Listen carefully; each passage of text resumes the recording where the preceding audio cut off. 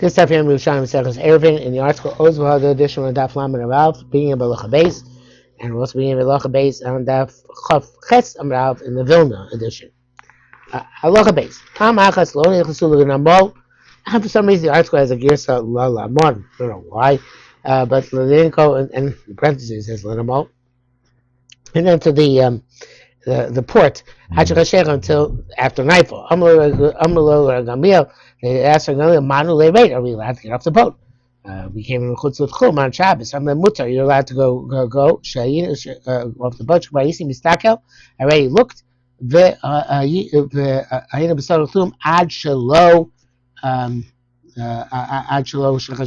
in the tchum of the port before Shabbos began. So the Gemara here has a language mitzudos, which is a strange language, and but there's another girsa here, as the article actually has it from the Shani Brother Rabbeinu Chanano, other Rishonim. But it's matzupis, some sort of scouting thing. In the Perish Chai, it just has looking through a telescope. See? Standing on the bow of the boat, looking through the telescope. So matzupis, it's tofeh. The Reb Chaim leaves it mitzudos, but he learns it's like binoculars of some sort. Anyway, so he had some sort of tool, optical tool of some sort. He would be able to reckon with his eyes the distance, the plane, and I guess maybe you can tell by the curvature of the earth. I don't know how this works, but the curvature of the earth, wherever 2,000 Amos was. As long as the Meshar wasn't in the curve, so it was still, you could tell precisely where they were. Anyway, why do they have to do before nightfall? Even after nightfall, because we're not dealing here with Rabbi Gamliel. As the Korban points out, we know from the previous issue,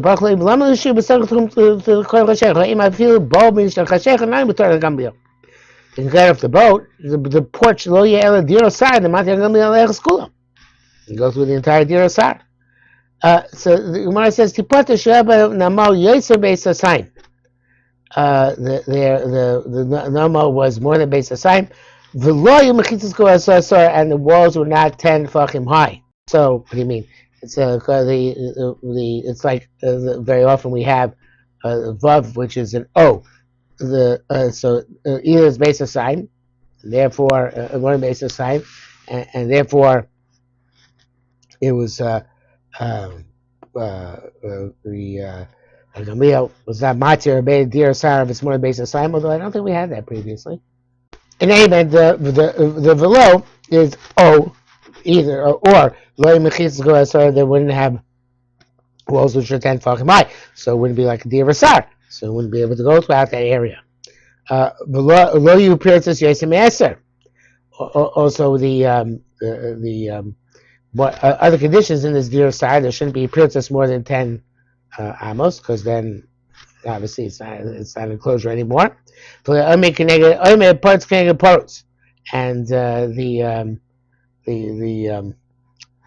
there shouldn't be parts, which assuming means here that it shouldn't be oimed kip parts.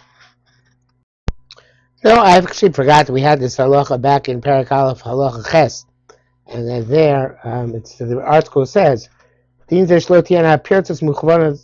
in the Aleph, page 1, note 2. This halacha that the pirtzas should not be mechubanas zekin exu is not mentioned in the Bavli, the place scheme, and it's masha that they held that even the pirtzas are mechubanas zekin exu, the mechitza is kosher. That's from the Goyin Yaakov. It says, however, look at the Aruch HaShulchan. Shouldn't talk about Chav Daled. Perhaps Aruch HaShulchan brings down that, but it's the halacha. The Aruch HaShulchan brings it down. He says, "L'shashol lonis karmi zeh, k'en aposkim lo izkiru zeh, mikol makom ba'adei keinu halacha, came the ain't still l'shashol lonu." So a contradiction from the Bavli. Okay, have to try to remember that. Okay, so the Yerushalmi has this new shita that you don't show him wants to paskin like it. I make parts, it's no good. I totally forgot from the first parak. Okay, just goes to show that. You forget stuff very easily. Halacha Gimel. Mishiyot Mishus, somebody went out with permission. Kermanate says, went to spy the sun, new moon, a lot of guys to save somebody from bandits, Minahara, from a river, a chachma, but later a midwife goes to help give birth. So as they said, we don't need you anymore, you don't have to go. So yesh he's 2,000 amos for every year. And that 2,000 amos was taken within to his original tchum, so if he never left, you call yotzim ma'atzil, because you have a general principle, anyone goes out to save or some other sanctioned purpose, chuzim krim, they go back to their places. So that's more the locate, the dalocane, which of course means the locate. If not, for this mission, manu amrin, what would it say? Yasek mishi yatsa onus will say is because somebody was compelled to go out, not rishus, but arba amos. So I get 4 amos. If we can't talk about that's what I'm saying. Ishla payim al chol ruach, they get 2,000 amos in each direction. Amar of chura v'heinshu arba amos ochlos. It should be, it says mitchum tveria or mitchum migdala. Is a suggestion. It should be bitchum tveria, bitchum migdala. Bitchum tveria and migdala, there are 3,996 amos. So the 4 amos which overlapped. So he needs, according to this shita, you have to have an overlap of 4 amos in order of the 2 tchumen in order to be able to go from back to your original location. In other words, you went out from Tveria. There's a picture in the article. You went from Tveria to Migdala, right?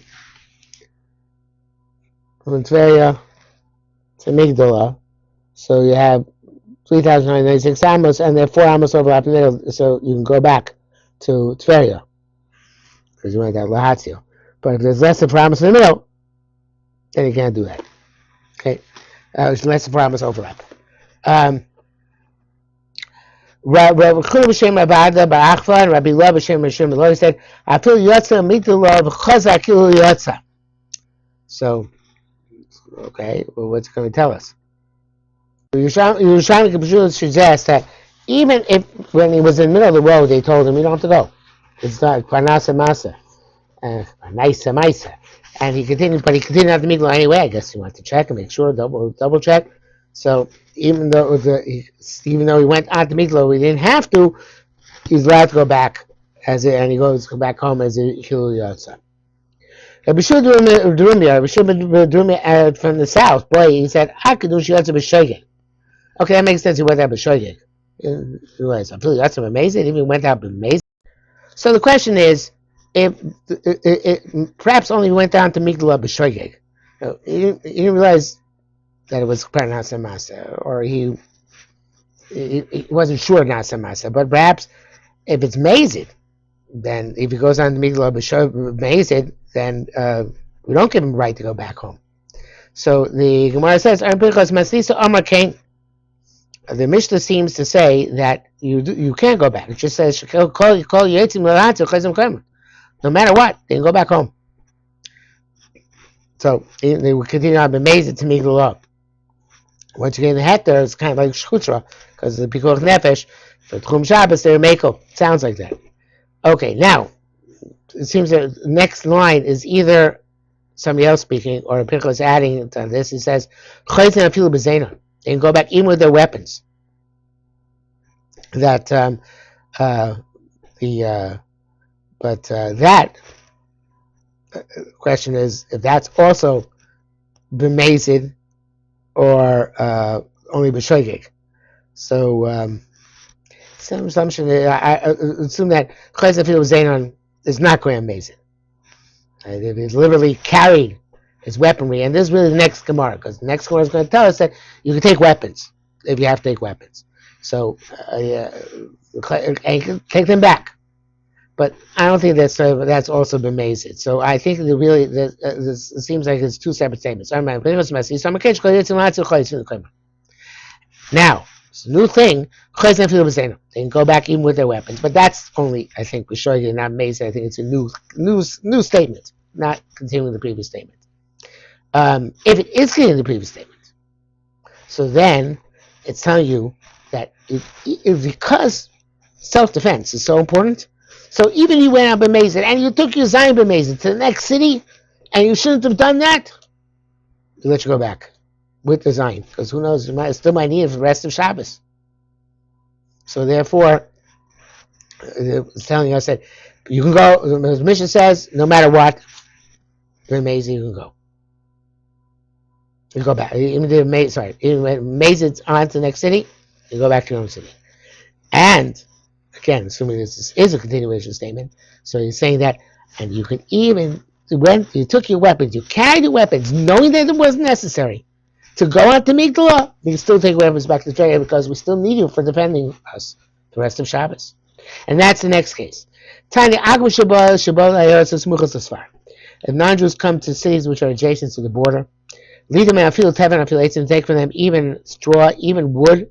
Yotzei leim Zion, you can be Machal Shabbos, go with weapons, and take the weapons back. Now here it doesn't say it's amazing, even they didn't need it, but okay, it could be. They bring the Zion back home. I went many years ago in Yeshiva in Shalvim, and before the 60 War, the Jordanians had come to raid the fields.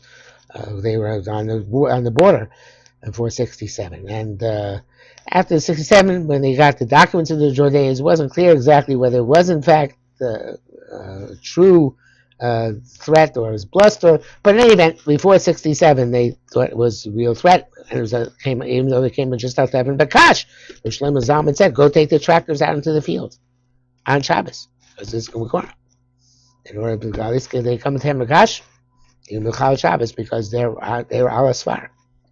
Now, if they came to cities which are further away, they're absorbed back into Eretz Yisrael. They're further away from far away from the border. Then that doesn't apply. Unless they came for skin of Farshos. And I guess you have to have a reasonable chashash that you know they came for skin of Farshos. But Shana, originally, originally, they brought the Zion home from the weaponry home from the battlefield, the confrontation. They would put the weaponry in the house closest to the wall. In other words, they immediately got into the city. They wouldn't carry it anymore. They put it back. They put it in that. Well, actually, not. It was according to the Korban. It says right outside the city.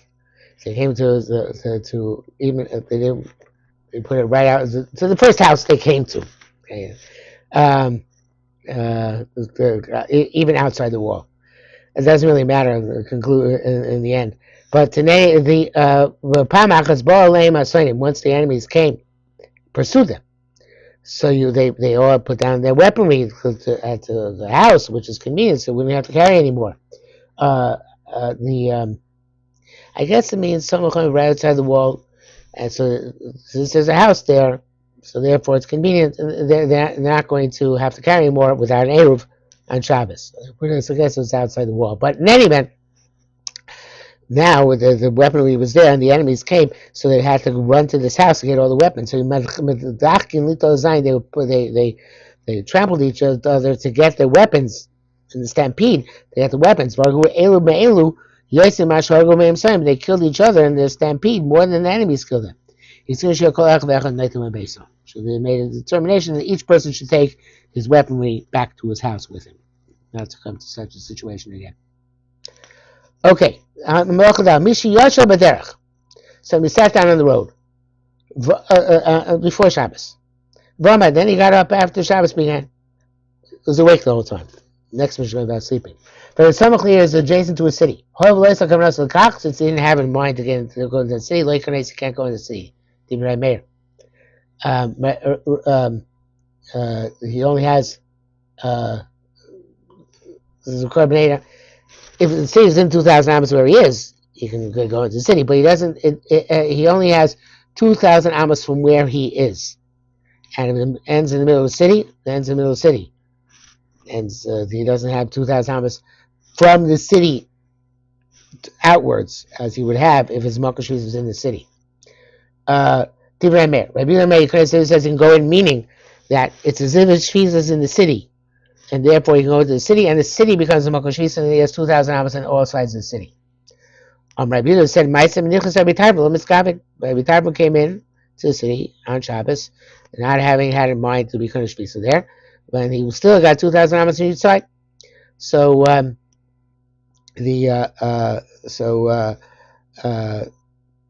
we see that you can go in and you get 2,000 amos, even if you didn't have in mind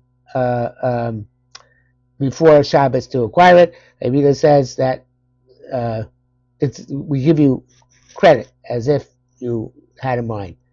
Okay, so they ask questions. So the Gemara says, they said, he says, how do you know? So Rabbi Yehuda that Rabbi Tarfon regarded this entire city as Makom Shvisa. His base manager was in 2,000 amos, the place where he sat down on Arab Shabbos. That's how he went to his base manager.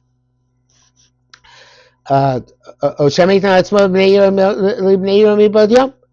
maybe he was aware of the city, and he was makna his shvisa to the people of the city. In other words, he was kohen shvisa in the city, because that even Rabbi Meir would be by that if you know the city's there, you can project the shvisa into that city. Ashkatani, so they found the Bryce says, "B'shakri zorcha chama." In the morning, the sun rose. Till then, he Rabbi Tarfon no idea the city there. Amar Rabbi Harei il fanecha. Amar Rabbi Harei it says lefanai, but the Korbanei changed to lefanecha. Harei il fanecha he kanes ba. So he didn't, as Korbanei says, Shema Mina. This is to derive that he didn't know me about Yom, that there was a city there, because otherwise he would have gone there, wouldn't have waited until morning. So therefore, it's clear that that they were telling him come in, and he came in, that it's not a case of Sheikh Atmo Libnei Irom Mibad Yom. And presumably also that means that when they told him that, saying that he did evidently, part of the assumptions that he regarded the entire city as being his Makom Shvisa, not just going to his base manager within 2,000 amos. Okay, so he fell asleep on the road. He didn't find out until nightfall that there's a when Shabbos began. Yesh l'apayim amachol ruach is 2,000 amos on every side. Divrei Rabbi Yochanan ben Nuri. And so amos was a radius from where he is. No, since he was sleeping when Shabbos began, he only gets 4 amos. Rabbi Yerushalmi Eruvin says, and he's in the middle. He only gets 2 amos on one side. Any side he wants. It sounds like he gets 4 amos. Any side he wants, not 2 amos, and he's in the middle. But the Yerushalmi Eruvin brings down that the Fus Napoli has a girsa b'yelech. He gets laser shirtza b'yelech. And he says, based on the Gemara, which we're going to have, he says that it means not only does he get 2,000 amos, so he gets 4,000 amos. Sleeping is better than being awake. In the previous Mishnah, when he was sleeping, he only got 2,000 amos in each direction. But here, since that's what I say, the previous Mishnah when he's awake, he's sitting down, he got 2,000 amos. So here, since he was sleeping, it's kind of like an onus, so therefore he gave him 4,000 amos. Lazy Ruach should say Yelech, you can keep going, not just 2,000 amos and 4,000 amos. And that's going to become clear in the Gemara. Once he chooses direction, he can't change his mind. He has to go with the direction he chose. Okay, so the Gemara says Rabbi Zira, writing the article, Rabbi Zira and Rabbi Chizdoi said, Tam Rabbi Yochanan ben Nuri, the reason Rabbi Yochanan ben Nuri is Me'achar, since Shiloh Air, Hayakona Shvisa, if he was awake, he would require Shvisa. Yashin Lokon Shvisa? Because he's asleep, he shouldn't be going Shvisa? The words Ein Lo are taken out by Yerushalmi Eruvin. I bet you the article also has some sort of change here. check.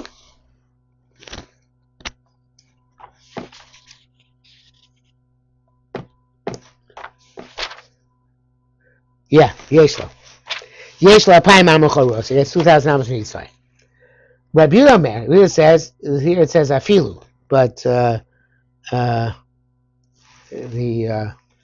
Shangkim Shudo changed it to ilu. Ilu er lo kana lo shvisa. If he was awake and was not kana shvisa, like we said previously, but now that he was asleep, he gets 4,000 amos for each ruach. In other words, only one. He gets to choose one, but he can get 4,000 amos in any direction. So the sleep, in fact, he was sleeping, we're more lenient for him. Okay, we're going to go on with this, but already on the next Amud, so we'll stop here for today.